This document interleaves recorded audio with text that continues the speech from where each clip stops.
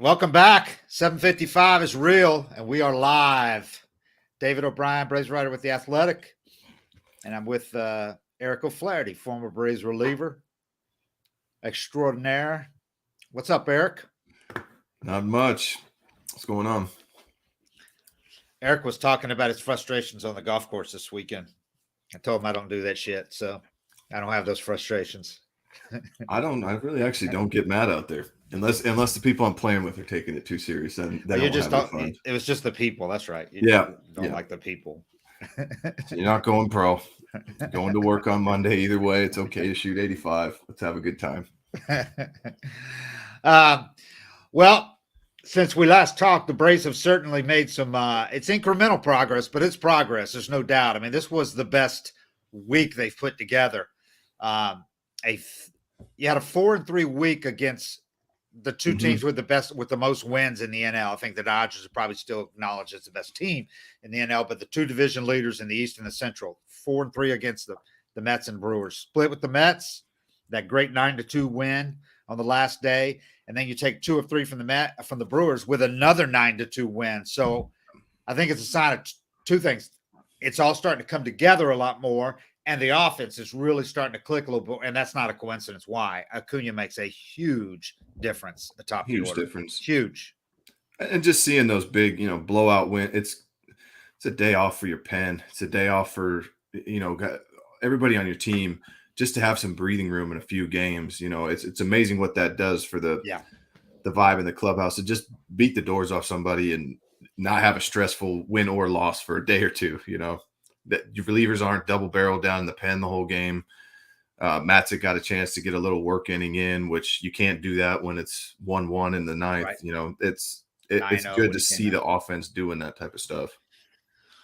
Like I said, this is no coincidence that this offensive strides made in the last week are directly correlate with Ronald Acuna playing a lot more, returning for the first time, returning a couple weeks ago, but now playing basically every day. Just played 3 days in a row, including a day game after a night game. So the rules are already kind of out the window that they had, which we thought were kind of unrealistic anyway. I mean, when he's in there playing really well and showing no signs of injury and the offense is clicking, you're just going to sit him the next day because it's a day game after night game. I didn't think they'd do that, especially with them 5 or 6 games behind the Mets, and they're not doing that. So, well, who knows if it was bothering him not hitting every day too. You're trying to get him going, and he's not a guy that's going to succeed or feel his best sitting a day and then playing the next.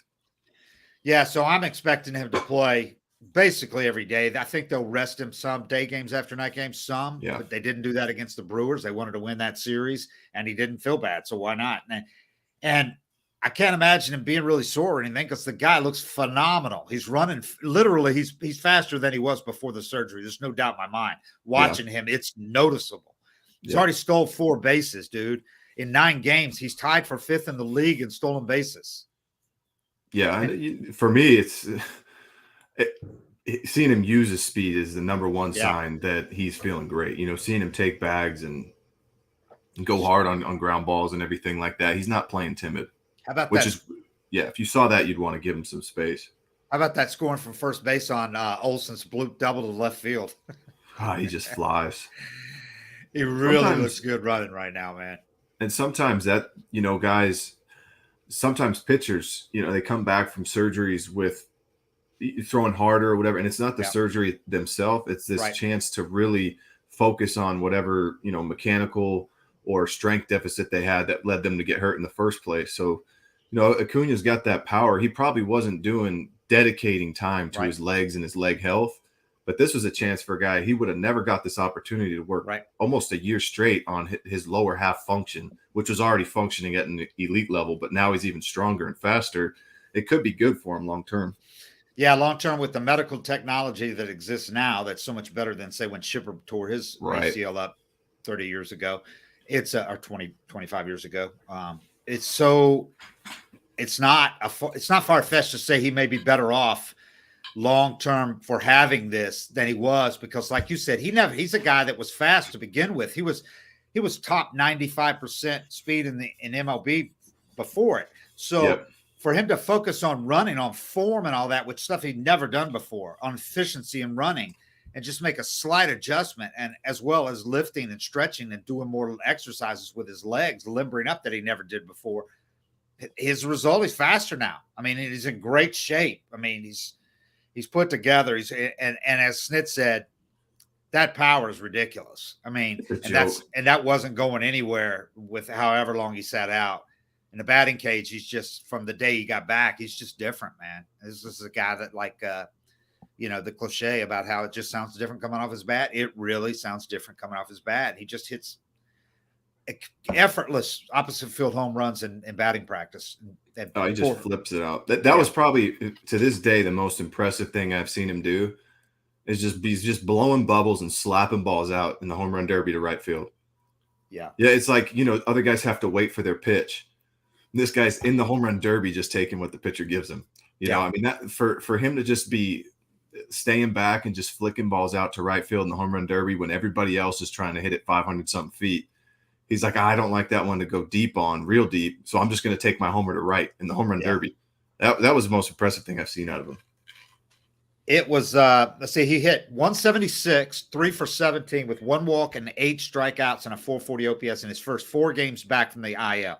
Not unexpected. I mean, the guy only had, because they cut short his rehab by about a week and brought him back sooner than they were going to. So he only played, I think it was 5 or 6 rehab games. He didn't get a lot of at-bats at all in rehab, and that's in AAA. And, so he comes up. First 4 games, doesn't do much, doesn't look like Acuna. Well, didn't take long for him to start looking like Acuna. His last 5 games since then, beginning with the second game of the doubleheader in New York, he's hit 368, 7 for 19, 2 doubles, 2 homers, 3 walks, 7 strikeouts, 455 OBP, and a 1244 OPS. And the Braves are 3-2 in those games against the Mets and the Brewers, and that includes those 2 9-2 wins, one against the Mets, one against the Brewers. He is at the plate. I can't believe how quickly he has reverted to looking like, one of the best 3 or 4 players in baseball, because at the plate, he just looks so good right now. He's, he's going to cut down the strikeouts probably a little bit more. He's still taking a few pitches that are close just because, he's just getting used to being in there again against the best pitchers in the world. But he's not swinging and missing much at all. At least 3 or 4 of those strikeouts are looking. I can recall on the top of my head. And the other thing is, in addition to the 2 homers, he had a single off the bricks, like a foot below the top of that right field wall. That's a home run in most ballparks. Line drive, opposite field. And then he had another double yesterday that was a foot below the left field wall. So he could easily have 4 homers in these last 5 games. Yeah, he's going. I mean, I wasn't worried about him hitting, but I think, like, no matter who you are or how long you've played, every big leaguer gets the jitters on opening day. Everybody, it's just a different feeling. And so, like, for him, he could play in 30 rehab games in the minor leagues. That first, he's going to have a different type of adrenaline he's experienced that first week back. And I think he said. Yeah, he was trying to do something. Yeah. So I think now he's getting comfortable, settled in. It's not new anymore. He's getting back into the flow of it and playing like himself. And like in the first game, first 3 at bats, you can just throw those out. He said, I was so jacked up. That's what I mean. Yeah. And he wanted to get that first homer out of the way. Yeah. Even though it fell down on it. That's funny. Yeah. Dude, another thing that he did that I've never seen anybody else do. I know there have been a few guys hit home runs because ESPN showed a clip of them that if it. He hit that ball 450 feet while falling. I know. It crazy. Was unbelievable. And that's with these balls that aren't flying either. No, that ball would have been 480 with the balls last year. He's just unbelievable, man. This kid is unbelievable talent. He gets every ounce out of that body. And I forgot because it's been a year and they win the World Series without him. So it's easy to forget how much fun it is watching him, how exciting he is, because they win the World Series without him, So you're thinking all these other guys doing. It's just different when he's in a lineup. It's a different feel when he walks to the plate with that music that he plays, the Latin music that he's got going when he steps to the plate. And you think from pitch 1, it might be going out. You don't get that feeling with anybody else. No, you got to tune in because every day there's a chance that he does something you've never seen before, something special, like falling down and hitting the ball 450. Yeah. And I was kind of curious with the new balls if his opposite field power would stay, because I've been just looking around the league at the guys that had those big jumps, like a Ketel Marte or somebody that was like a 12 homer guy and then went to 30. And I was thinking, normally guys that are hitting the balls opposite field are big dudes. Yeah. And so I'm thinking, he's not that big. I know he's got a special swing. I want to see if these balls are still getting out to right field. And it wasn't quite opposite field home run, the one he fell down on. It was a little right of center field, but it was still, that was the ball I was curious if he hit it over the bullpen. Like his power is just, he might as well be standing. Yeah. If he gets a ball, it's going out. And he's about 50 pounds lighter. At least.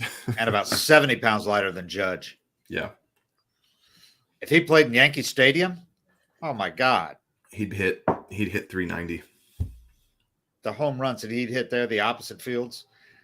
So that's the big thing. I mean, and he's back, so it's just different now. And man, there's only 4 people in the 40-40 club. I don't know that there has ever been a player more designed for 40-40 than this guy, even in this era when they're not running anymore. Now, if he'd have played 10 years ago, 15 years ago, I honestly believe he'd be a 50-50 candidate, or at least 40 homers, 50 stolen bases, because when they ran a lot more, but he's doing it. He's running more now, so we'll see. But I think he might be able to get 30-30 this year after missing as many games as he did. I think he can get 30-30 this year. Oh, yeah, I think so too. The only thing that's tough about it is you got, I'd say Riley's probably the best power bat in the lineup just consistently right now, but you got Olsen, who you're expecting to be a huge power guy. Right. You hope Acuna runs early and doesn't take the bat out of his hand, right, where he has to keep taking pitches and stuff. But I don't know I'm sure Olsen won't care, and he's used to that. But unfortunately, he takes a lot of walks. Olsen does. He's a patient hitter, which is really good. So it gives Acuna time to steal. So you got that going, and that's reason enough for Braves fans to feel pretty a lot more upbeat than they did a week ago about where this team is, because it's just a different team with Acuna, and everybody feeds off it. I mean, I know these are major leaguers, but they all feed off of him and the energy that he brings, because they know how different he is than them. I mean, even Austin Riley, a guy who was a first-team All-MLB last year, he talks about Acuna like he's just a different breed, man. He's a different type talent. So, and how about the LeBron James? How about Acuna, who is one of the best 3 or 4 guys in his sport when he's healthy, like he is now? How about Acuna being so excited about one of the best guys in another sport, just because LeBron has been around so long? He's a guy Acuna grew up watching, but he got so excited. He was like a little kid that LeBron tweeted to him, about the silencer celebration he did after the home run. I just thought it was great. It reminds you how young Acuna is, and how young a lot of these guys are when they can be so jacked up about LeBron James tweeting them. Well, how old is Acuna? He's 24, 23? He's like 24. I think he's 24. And LeBron's almost 40. So yeah, so he was probably like 12 years old when in 03 when LeBron got into the league. Yeah, Acuna is 24. I mean, that's a kid. When LeBron started playing, and LeBron was the biggest thing ever. I remember we graduated the same year, and I remember seeing that article about him on the cover of Sports Illustrated. But I mean, he's been the biggest thing in basketball for however long. So if you're a basketball fan, and Acuna plays because he can dunk, you've seen him dunk. Yeah, we saw him dunk in that game that he organizes or takes part in back in Venezuela. Yeah. It's weird for me to realize because I grew up with Jordan, but LeBron is Michael Jordan to all these kids. So yeah, it is. No matter how big you get in any sport, I mean, LeBron's worldwide. And he's transcended the sport, long since transcended the sport too. So yeah. And they're both Nike guys too. So now Acuna's a Nike guy, was New Balance before this year. So I think that celebration's called the silencer, though. The silencer. I think you're supposed to do it on the road. Yeah, I don't think Acuna was thinking about it. He just did it. Yeah. He just did it. Acuna does stuff off the top of his head, I think, man, because he likes it. He feels something, he just does it. I bet you he had that plan. I bet you he wanted to do it on that first one he fell down on. Yeah. But it'd be kind of awkward after falling down to get up and do it. So that's the good. That's the really good. Then we'll talk a little bit about Charlie and the progress he made yesterday in his start, which was much better than the last Really, it was only his second decent start of the year because he'd had 4 bad ones between the one San Diego, the first start, which was pretty good, and this one. But Tyler Matzek, he has a 5.59 ERA in 12 appearances this year, 9 strikeouts, 8 walks, 8 runs, 6 earned, 6 hits allowed in 9 2/3 innings. Mm-hmm. His past 3 appearances, he's allowed 2 hits, 4 runs, 3 earned, and this is the alarming part, 6 walks with just 1 strikeout in 2 innings. And that included the 5 walks in a span of 3 outs. He only recorded 3 outs in the two appearances before yesterday. He didn't get out of either one of those appearances, only recorded 3 outs, gave up 5 walks. Yesterday was a little better, 2 runs, 2 hits, but only 1 walk in a 9-0 game. So that's hence the 9-2 final. Yeah.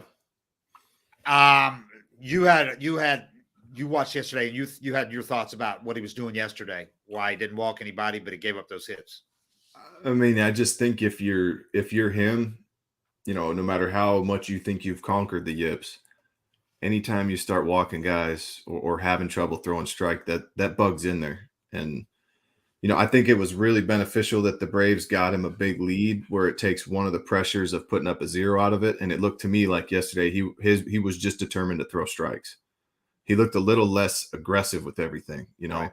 He looked a little more timid and he wasn't finishing the pitches the same where, maybe that's the situation too. There's no adrenaline there. Right. But I just think that's something that always scares me. Anytime I see him throw a pitch nowhere close or walk a few guys, I think the yips could come back. And you gotta figure that doubt's in his head a little bit there too.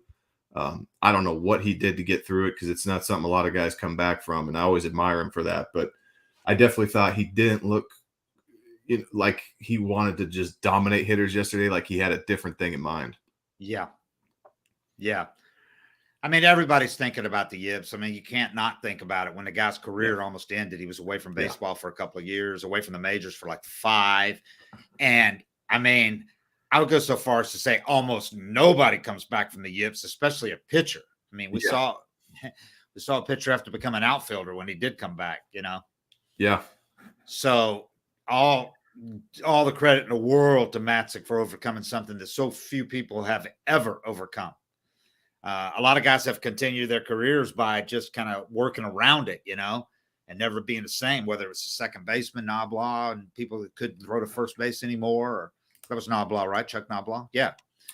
Or Steve Sachs, the one that was like the original guy. And, there's just been, this is one of those things that nobody's ever figured out why it happens. But when it happens, it's so bad that it's called it, I mean, people don't even want to talk about what it is, because it's just, there's no real answers to it. And this guy overcame that. So you got to think that he's good. If he overcame it before, when his whole career seemed like it was over, that he's going to be able to get through this now. And yesterday was progress. You got to really hope that yesterday's progress, because just to refresh people on how good Tyler Matzek has been. This is a guy that's got a nickname, Nutsack, for a reason. Yeah. A non-closer who got as big of an ovation as any Brave at the introductions after the World Series at the Victory Parade, and again on opening day. That's not only not typical of relievers, it's almost unheard of for non-closing relievers. But he did. That's how popular and how everybody respects how big of an impact he had on the season last year. They don't win a World Series without Tyler Matzek. Oh, they don't make it to the World Series, I don't think. Agreed. And the year before, they don't get to the NLCS without him. So, right. But here's how good he was. 2.64 ERA in 90 appearances during the 2020 to 2021 seasons, including the shortened 2020 season. 120 strikeouts, 47 walks, and 92 innings. That included last year, which was kind of a star-making season for him. 2.57 ERA, 69 appearances, 77 strikeouts, 63 innings. He had 37 walks in those 63 innings, but he only gave up 40 hits, including 3 homers. I mean, he was all but unhittable a lot of the time. Then there was his postseason, which was off the charts good. He pitched in 13 of the Braves' 16 games, had a 1.72 ERA, 24 strikeouts and 4 walks with 10 hits and 3 runs allowed in 15 and 2/3 innings. The guy was unbelievably good in the postseason.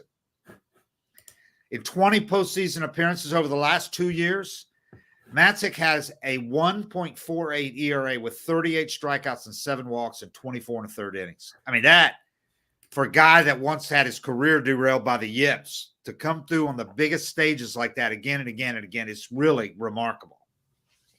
Yeah, it's insane. You know, I watched him all year long last year, and I just thought, what a feeling it would be to be. I mean, there's nothing, you know, even for me as a retired player, when I throw a baseball and I can't make it do the shit I used to be able to make it do anymore, it's so deflating. And to have been where he was still fully able physically, and his brain was just getting in the way. I mean, there's no darker place to be, I don't think, as a professional athlete than the yips, where you know you're physically capable. You could do it yesterday, and all of a sudden today you're throwing balls into the dugout. And it destroys guys, you know, where they can't even watch baseball or think about baseball or talk about baseball again. To keep fighting and get through that, I mean, it just takes a special person. And so when he was having all that success, especially that game against the Dodgers last year, it for me as just an outsider looking in now, I have never been happier for a player in general than that. Maybe Trey Mancini, who had to take time off when he got cancer, but just for a guy to beat something and be back on the field, succeeding and doing well, I was just blown away that he could do that. And I also, I wondered, all right, as the pressure mounts and rises, and the anxiety gets higher and the stress gets higher, could it kick back in? How is he going to handle it? And it was like whatever he did mentally to get himself in that place where he could beat the yips in general, it made pressure not even affect him. He got better the more pressure was on him. He didn't just beat the yips. He came back and succeeded in the biggest stage, in the highest pressure, when there was no margin for error. None. Like with the bases loaded, he comes in, and what do you have to do to get out of it? Double plays or strikeouts, you know, and he did it.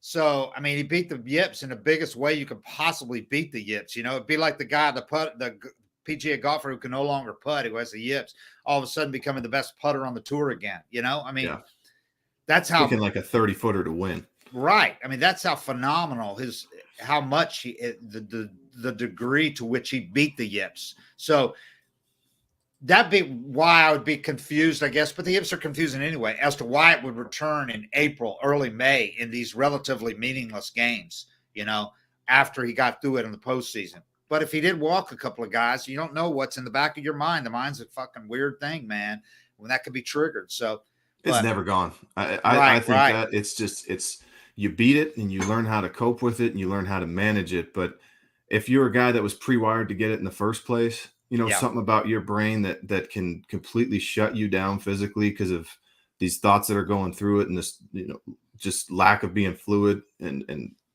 just not being able to function all of a sudden, something that you've done your whole life. I think that bug is always in there. And, if I'd had it in the past and I came into a game, it's like every ball you throw, that pressure mounts more to throw the next one. You put more pressure on yourself. And that's kind of what happens in major league debuts, guys getting called up to the big leagues, your first time in the playoffs, all these things, is you have this level of adrenaline and anxiety that you're not used to, and you can't move the same. You can't grip the ball the same. And so the yips is kind of like something that's just always there waiting to pop up. And I mean, so when he struggles like that, I'm always thinking, shit, please don't come back. Please don't come back, just for him. Yeah. I got to imagine he, no matter how tough he is, kind of thinks the same thing. Yeah. So my question, I guess, would be, yesterday, the stuff was off just a little bit from what it's been, because people keep thinking, is he hurt, whatever, because his stuff, it's almost the same as last year. And that's what I'm thinking yesterday. That would be why it would be down a mile an hour or two. If he's trying to aim the ball, maybe that's his first step in getting through this, making sure he doesn't walk anybody. And then next time he comes out, he can unleash again. And my other question was for you is, he threw so much. Remember, he had a streak going. It was like, I think the first 11 or 10 postseason appearances, postseason game, he pitched in every game. Yep. And he pitched into November last year. Yeah. After making 69 appearances during the season.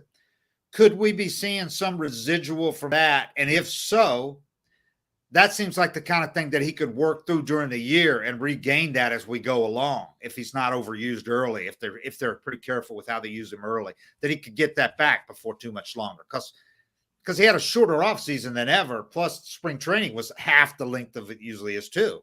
Well, and that's All another that way could you contribute. that's another way you'll walk guys too, is if you have a little bit of a dead arm. Yeah. You know, when your arms, you don't necessarily feel anything when your arm's tired.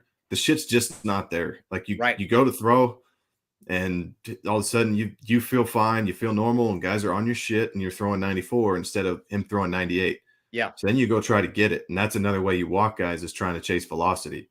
So it could be something like that where, you know, his arm's just beat up and dead, and he just doesn't feel the same, and he's searching for it. And, you know, your first instinct when you're down throwing is to go get more, try harder and try harder. And so it might have been a big step for him yesterday to just be like, look, maybe I throw 94, 95 this early in the season. Yeah. You know, maybe I'm just down right now, and I just need to get it in the zone and still throw relaxed and fluid versus trying to go get it. When you try to go get it and it's not there, yeah, that's when you misfire, you yank it and you push it, and you have all these misses and start walking guys and then leaving balls middle, and they get hit because your arm's not there and you're flat. You know, I mean, it can kind of pile up and snowball on you real quick. Yeah. Yeah. I mean, here's a guy that was Tyler Nutsack in November pitching like and the world is heralding him, and the stadiums are just, you know, cheering for him. And I mean, he's got this incredible rush that he's never had before. And he's relatively late in career to have these for the first times because he had that long period away.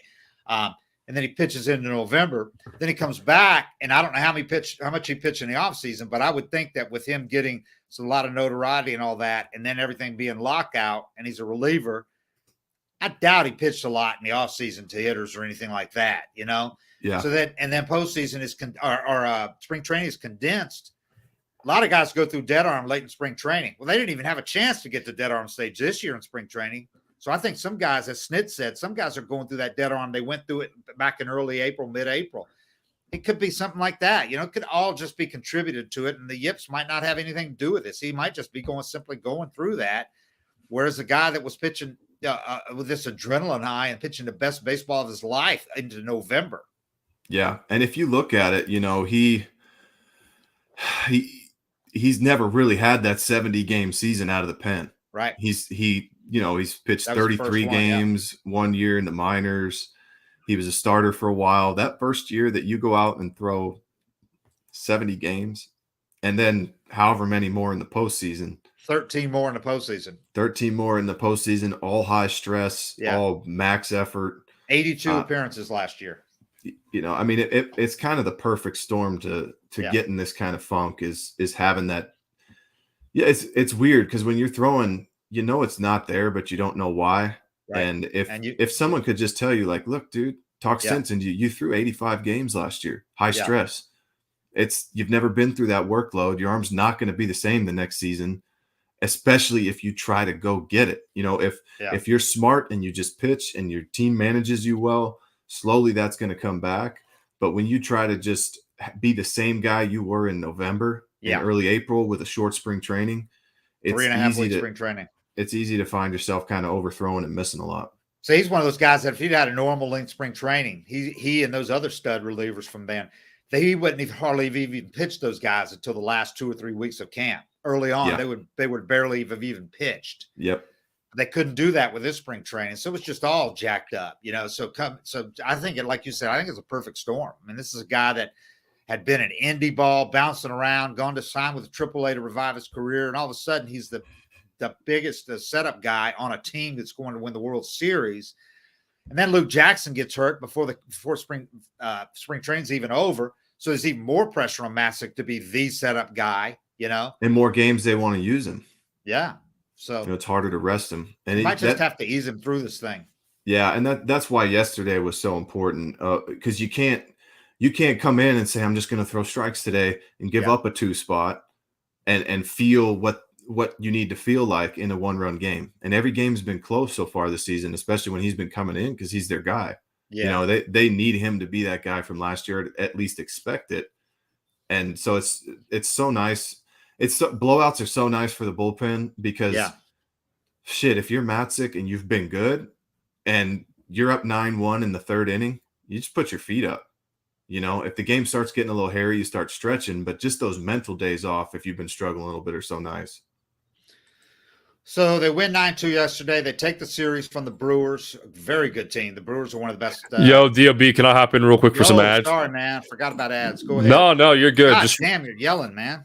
Oh, geez. Is my mic too hot again? Yeah. Every damn time this happens. I just turned it down, too. All right.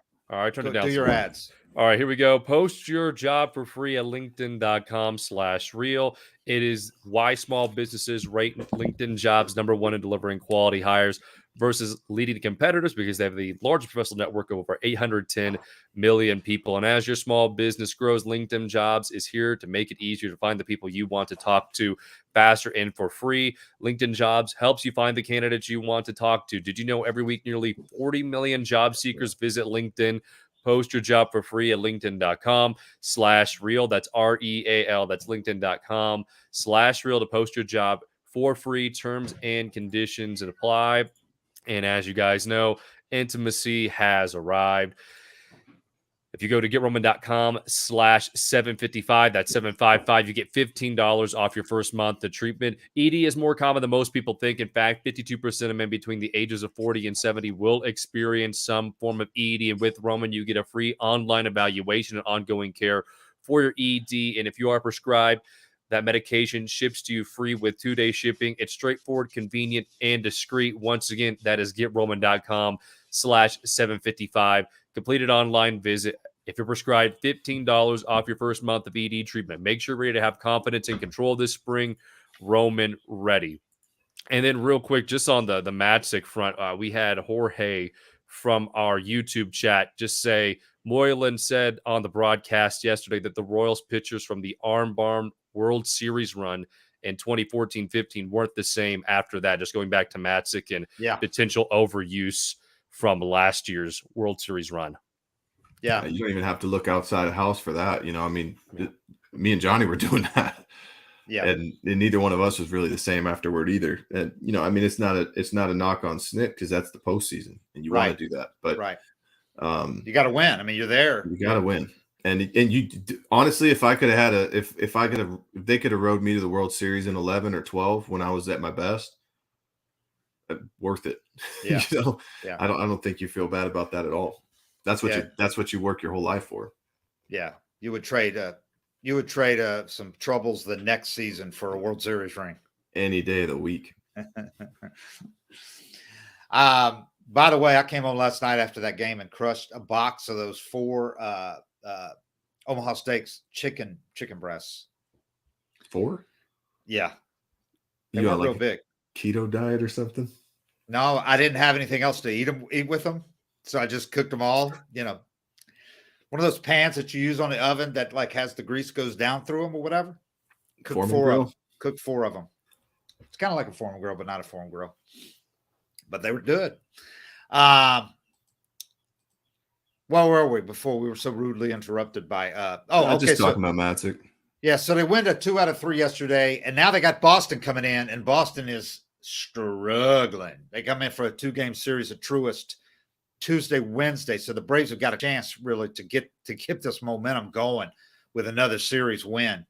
So, you know, they've after not winning a series at all in their first 5. And they took 2 out of 3 from the Cubs. Then they had that horrible start to the road trip with losing 2 out of 3 to Texas. But since then, you know, you're looking pretty good. In your last 5, you've won, 2 of them, split a 4-gamer with the Mets and lost that 1 to Texas. So it's definitely progress. And then you beat Boston. You got some momentum going. If you got a chance to sweep them, you got Kyle Wright going in the first one. He's 3-1 with a 1.74 ERA. I talked to him yesterday after the game, and he said, I feel like we're still coming into our own. We struggled early on, but we're starting to play better baseball. So far, we haven't played complementary baseball. We'll do one of the facets really well, but it seems like we're starting to put some stuff together. Played really good teams this week. It feels good to split with the Mets and win this series for sure, and definitely move in the right direction. And he commented on how much bigger it is having Acuna as well, just what he does, the energy he brings. A lot of the guys were talking about that. So they got a real chance, with if you get Charlie going and get him back to some semblance of last year, then you're looking at this rotation, man, at the top now with Kyle and Max. Max is pitching again like a Cy Young. He Yeah. looks terrific lately. But you got Kyle Wright, who's got a 1.74 ERA and 5 starts. Max, who's got a 2.68 and 6, and that included the rough one early. So he's been terrific lately. Max has got 35 strikeouts and 2 walks this year in 37 innings. Kyle Wright has got 37 strikeouts and 7 walks in 31 innings. Those two guys, man, your horses at the front right now have 72 strikeouts, 9 walks in 68 innings. Yeah, I mean the biggest story of the year for me is Kyle Wright. Yeah, if he didn't do what he did and Charlie's struggling, Ian's hasn't found his footing completely yet. It could be a really ugly record because Kyle's stepped up and has done everything you hoped Charlie would do. Yeah, pretty much. He's just filled right in for him while he finds it. Yeah, you would have never thought Charlie would be better than a 1.74 ERA and 5 starts, especially after he started slow last year too. So yeah. Ian, after the rough couple outs, he's been really good lately, man. I mean, he's been solid. So, he's still walking too many, but he's getting out of those jams just like he did last year. His whip's 1.38, his ERA's down to 4.1. He'll be under that soon. So you got those three, and you got Charlie, who you figure is going to put this together. That was a big step in the right direction. So you got 4 guys. The only question is that 5th, because Bryce Elder is just not ready. We thought that first start we took things for granted, seeing how good he was in that first start. But since then, he just wasn't the same when he got shipped down to AAA. Huascar Noah, he broke his hand last year, and I hope he didn't break his career because he just has not been right.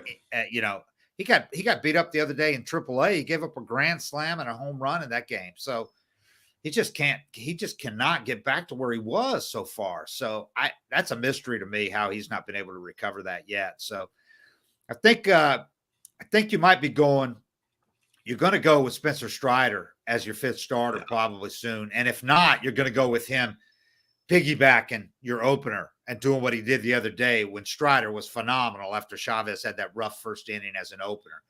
I'm just blown away if Kyle Wright is the biggest story, and I agree he is pitching wise, Spencer Strider is the second biggest because this guy's been terrific.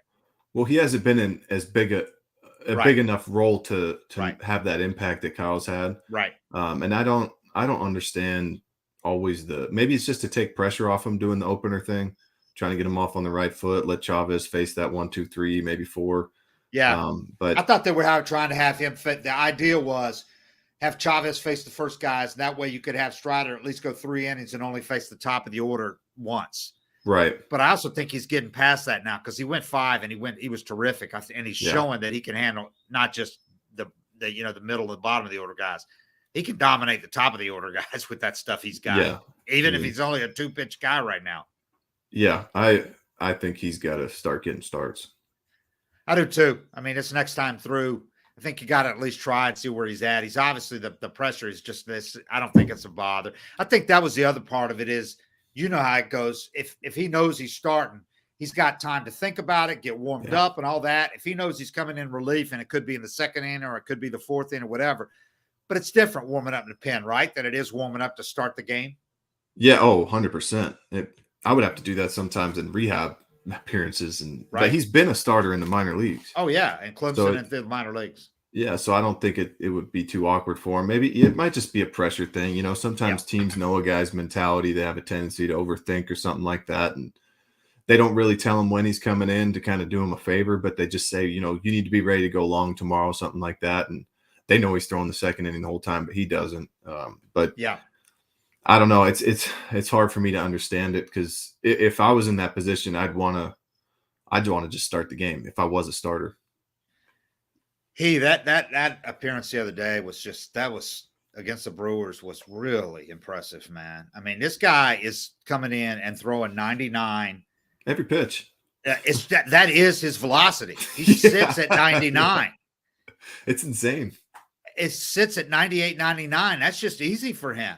I mean, and he tops out at like 100.7. Yeah. And he makes like 3 or 4 pitches over 100 every game.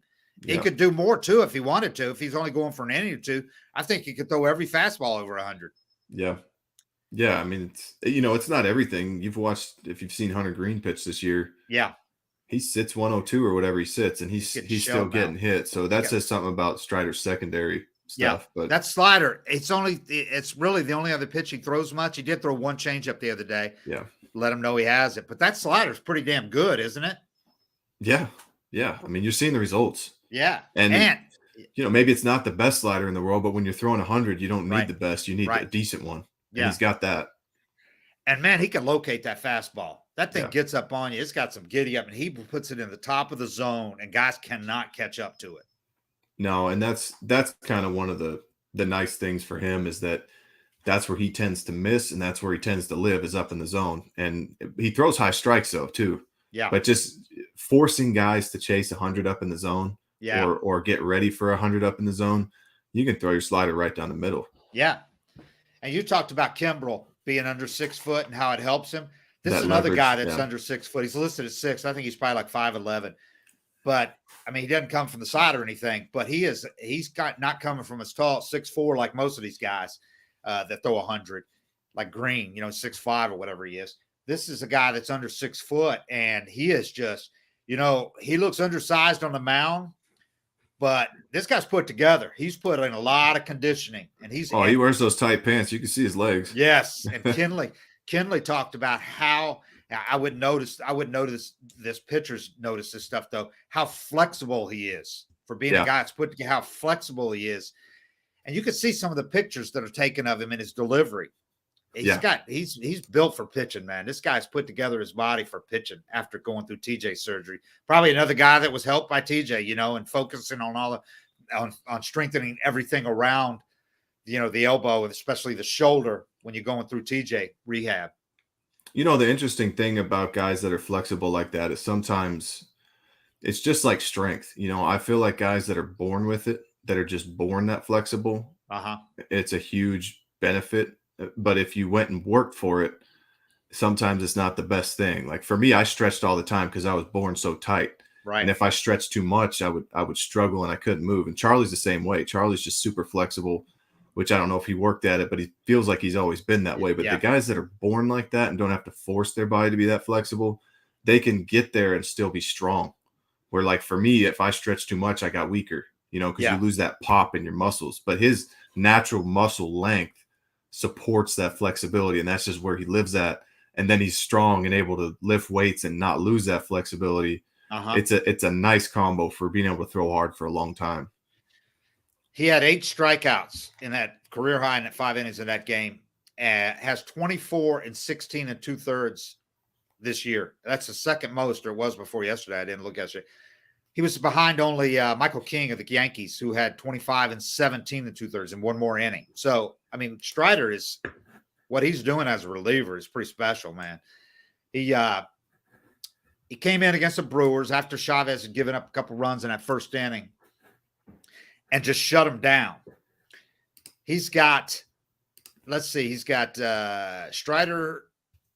has a 2.16 ERA, 1.08 whip.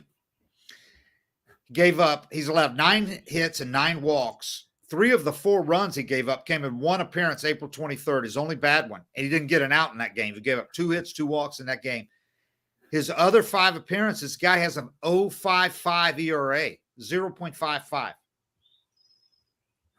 It's pretty damn good. I asked Jansen. So Kenley Jansen has kind of taken this guy under his wing since day one, since Kenley arrived after signed late with the Braves and arrived. He's kind of taken a liking to this guy as a young guy. I kind of recognized some of the same stuff. And as I said, I go, you threw that hard when you were that young, right? And he goes, yeah, I threw as hard as him, Jansen said. He goes, it's special, man, to see how live his arm is and how he's developing so far. He talked about how his live arm and how flexible he is. And how curious the guy, or how many questions that he asked. And Kenley loves when guys are like that, young guys. I love it too. And Kenley said he was like that in the Dodger bullpen. He became a leader in the Dodger bullpen, help out anybody who wants to help. And he says he's like that with this guy, that he really loves helping these young kids out to try to get to that next level. So Strider grew up watching Kenley Jansen as one of the best closers in the game. Him and Kimbrel were the best in the last decade. So he grew up watching this guy, So seeing him day one when Kenley arrived, this 6'6" dude from Curacao, and being a guy that's really open, he's just thrilled with that. Strider's loving it, man. He's tapping into him, the resource, as his mind as a resource. It's so huge, you know. You never know who's gonna say something that clicks. Mm-hmm. But that's the whole point of asking questions, is you might ask 2 or 3 vets something that doesn't resonate, and then one guy says it in a way that just makes perfect sense to your brain, and you hold on to that feeling and just ride it the whole season. And it happens all the time, but it never happens if you don't ask questions or you don't have a veteran that's willing to go out of his way and share everything he knows. But you know, that's a good thing, and the cool thing about baseball is there's so much knowledge passed down and handed down. Yeah, I misspoke. It wasn't 5 innings. It was 4 in the game on Friday against the Brewers. So Chavez gives up 3 hits, 2 runs in the first inning. Strider comes in, gives up 4 hits, no runs, no walks, which is huge. I mean, Snit loves that. 8 strikeouts in 4 innings, man. Dude's dealing. And that's a damn good Brewers lineup, too. Right. Threw almost exclusively 96 to 100 mile an hour four-seamers in that appearance. 81 to 84 mile an hour sliders. That was it. 1 changeup. He topped out at 100.7. He threw 11 pitches at 99.0 or higher. 11. Yeah, it's, you know, there's like 2 things that go into it too, and I don't really know how to 100% look it up, but he's got good spin on his four-seamer, but there's spin efficiency too that they're starting to analyze now, where it's how much does your spin match up with your release. And I bet if you looked his up, you know, he's not just throwing 99, he's throwing a sneaky 99 with some ride to it, because it's so many times that I see him throw a fastball middle up. Yeah. And it's in a fastball count, and it just seems to beat hitters. And then you have a guy like Hunter Green who's throwing 102, 103. Something about his mechanics and the way he releases the ball, they can hit it. They can track it. They can time it. And with Strider, you know, he's not throwing – you don't have to worry about a changeup. You know, you're worried about the slider, but everybody's ready for 100, and they just can't get to it. So it's always a good sign when a guy's just beating guys in fastball counts with his fastball.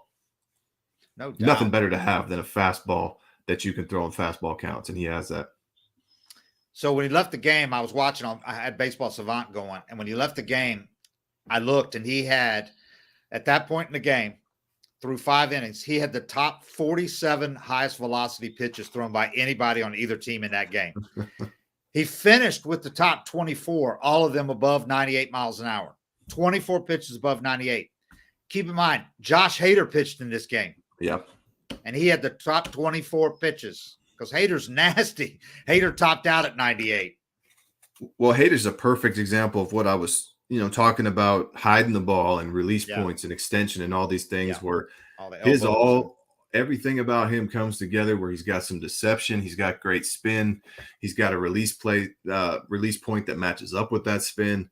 And it's not like you don't watch Josh Hader pitch and you're just amazed by his location. Right. You know, he misses middle, and it's a swing and miss anyway. There's certain guys where it all seems to just match up to where hitters know it's coming and just can't get to it. And Strider's starting to look like one of those guys too. Yeah. Chris Sale's kind of reminds me of Hader. Hader's like better, but Sale, when he was at his best and healthy. Yeah. But Snit said, I was like, he's basically Snit. I go, are you surprised that a guy's able to do this with basically 2 pitches? That's what he's throwing. That's what he's using. And Snit said, well, it's a big arm. He said he threw a couple of changeups too. It was actually only 1. He said that could really be a good pitch for him to speed guys up. Yeah. He said, yeah, with that kind of stuff, though, if he throws it over, he said major league hitters will time a jet if you don't mix something in. But that's the thing. He threw some really good breaking balls too, that slider. Yeah, he does. But you got to think guys like Derek Lowe that threw mainly 1 pitch. Yeah. And then Derek Lowe got toward the end of his career where that sinker didn't have the same break to it, and he started mixing in the cutter to get him off the fastball. But he made his career off of 1 pitch, which was the sinker with the sinker movement. And now guys have different swing planes, and it's almost like the good riding 4-seam fastball is the new sinker, where you can throw it and know you're getting bad contact or a swing and miss. Yeah, these guys with the launch angle that are trying to hit homers and swinging up, and you try to do that against him, against Strider, throwing 100 it up or you're swinging through it. Yeah. And that's what they've done. That's what they've done to him consistently. So it's interesting. And there's not a bunch of guys throwing like that. So it's not like he has to worry about, a bunch of hitters changing their swings and doing this. Because, he's come along at the right time with his stuff. But it's interesting with that changeup, though. If he develops that pitch, man, he could get back to. He's Cy Young. I could see him. I could see him not even wanting to use him in the pen if he develops that changeup. Yeah. If he doesn't have to throw so many 100-mile-an-hour pitches, I think he could go a lot deeper in games. But he's already shown he can pitch 4 or 5 innings, throwing nothing but heaters just about. Yeah. Yeah. I mean, that would be, if he gets a full season of starts. Right. I've heard that was a big thing the Astros talked about. They had a way to measure jump on a fastball, which is basically that ride I'm talking about. Mm-hmm. And they would, it's kind of like the first time through the league, you hear, oh, he's got a lot of ride on his fastball. You got to ride it on his fastball. But certain guys, you have to see it to know just how extreme it is. And I guess the Astros had a way to quantify it where they'd be like, he's +2 jump on his fastball or some shit like that. And the Astros guys with the Braves now, remember? They hired a couple years ago, one of them. Yeah. So then, but the point being, they could anticipate that and kind of give themselves a shortcut to know how you almost have to swing over the top of the ball and then it runs into your bat. Like a sinker, you got to think about trying to get under it and swing below where and time where it's going to be. But even then, I don't know if there's anybody on earth that can consistently hit 99 up in the zone for a strike. Yeah. By the way, he threw 50 strikes in 69 pitches in that game in 4 innings. Which you also don't see guys sitting 98 throw that many strikes. Exactly. I asked him, I said, do you want to be a starter? Have they talked to you about being a starter? Because I've been a starter. Because I asked him about the role he's in now. How is it difficult to come in and throw 3 or 4 innings when you don't even know when you're going in and all that? And he said, I've been a starter most of my life, so I'm used to extended outings. Obviously, it's kind of the way they've been using me. So I'm expecting that whenever they call down to the bullpen, I'm going long. Yeah. It's going to be ready. He said, my job, regardless of what their intentions were for how they wanted to use me, is to go out and just get each batter at a time. So I'm just going to keep doing that. And I said, do you want to make a start? Have you thought about, you might get a chance to? And he said, I'm just grateful for the opportunity to be here. And whenever they call me, that's when I pitch. Like I said, whatever they need me to do. So he's got the right attitude. I mean, he has every right to be saying, if this guy was an ass or a prima donna, he'd say, why is Jesse Chavez why is he the opener? Why haven't I earned that? But he's not a peep like that. So he's saying the right things, and all the relievers have really embraced him, the veterans. He's, coming down there, you could look at him. Here's the guy throwing 101, thinks he's hot shit, but they're not looking at him like that because he's not acting like that. He's just keeping his head down, going out and mowing guys down when they call on him. Yeah, that's a good place to be mentally. He's with the boys, as Riley would say. Is he? Riley talks about it. Every time Riley says that, I think of you. So when you told me that, because Riley says it all the time, I asked him about Darno, because Darno looks like Darno again. Darno came back. People forget, I think, when he was out for 3 months last year, how long he was out, because he came back, he wasn't the same hitter. Come back from a major thumb thing. You're not going to be able to have that strength at the end of that season. There's no way. But right now, he's the best hitting catcher in baseball, probably. I mean, the guy is phenomenal. He threw out 2 guys in one game, too, this weekend. So he ended that game with a strike him out, throw him out, double play. To think that everybody wanted Real Muto a couple years and what it would have cost them to get Real Muto in trade and then to try to sign him. Yeah. And they've got Darno doing right now better than Real Muto. Yeah. But I asked about Real Muto or about Darno, and the guys love Darno, the way he handles he's awesome. The way he handles pitchers. He hits, and Riley said he's always with the boys, man. Meaning, if, for people that outside the game, not really. That just means, like you said, that's like the ultimate good thing you can say about one of your teammates.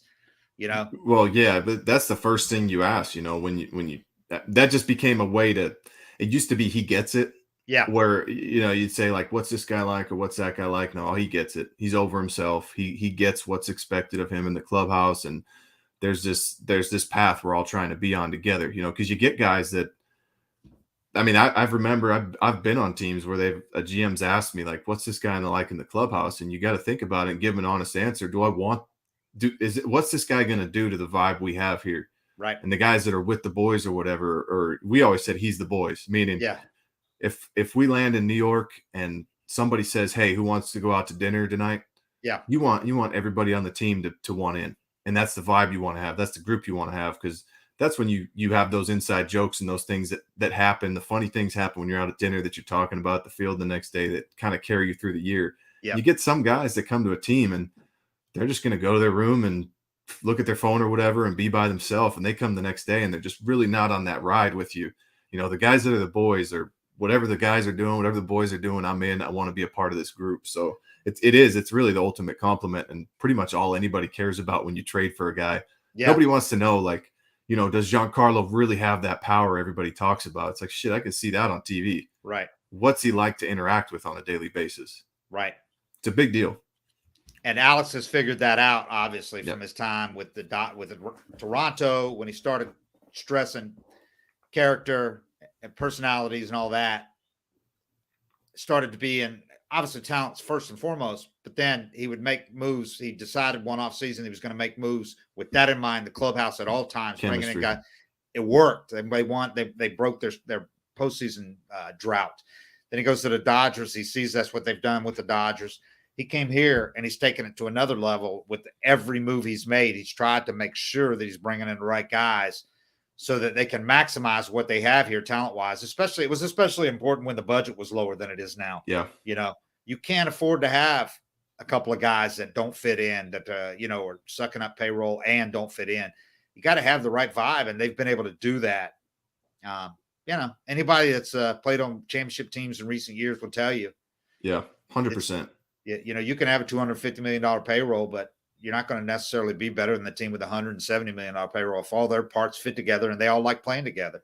Yeah, and it's another thing that it makes it so much easier to criticize guys, get your point across to them when you bought them dinner the night before. You know, I mean, like